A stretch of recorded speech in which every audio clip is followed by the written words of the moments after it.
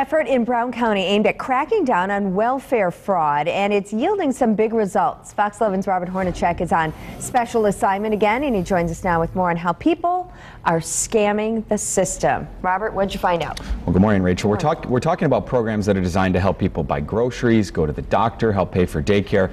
But investigators say instead of using the system, some people are abusing it. Now, we spent several days digging through court documents, interviewing investigators, and found several cases where people are trying to get around the system, mostly by lying about who lives in their home, their jobs, and their income. And since these are taxpayer-funded benefits, we all pay for it. In Brown County alone, there are more than 17,000 families that receive about $200 million total of taxpayer money each year for various welfare programs. Investigators say as much as 1.5% of that is fraud.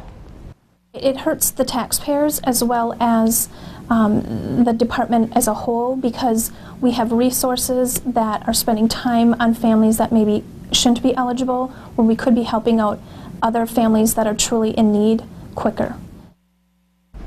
Now, in the last few months, the county is taking a new approach to fighting this welfare fraud, and they actually have an investigator from the Brown County Sheriff's Department who packed up and moved his office a couple buildings over to the Human Services Department strictly to work on these cases. So coming up tonight at 9, we'll look at how that new approach is working. We're also going to highlight a couple of these cases where people are getting benefits that they're not entitled to. So how are they doing this? Well, that was one of the big questions we had looking at this, and there are actually several ways. One of the most prevalent, according to people in the working in the department, is they simply don't excuse me, they don't report who's living in their home.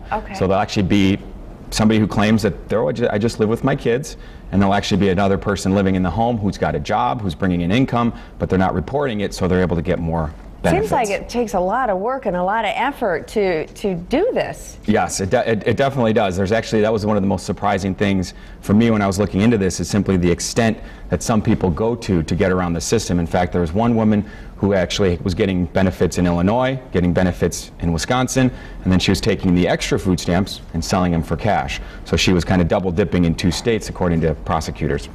And then there was another man who said he needed medical assistance because his son lived with them. So he got the benefits. Well, it turns out his son lived in California. And prosecutors say in the criminal complaint that he actually was, that when they tried to call him on it, he actually had somebody forge a letter. He actually had another person pretend to be somebody else on the phone so he could try to keep the benefits. So there's quite a lot of ways that people are trying to go about. So how are they getting caught?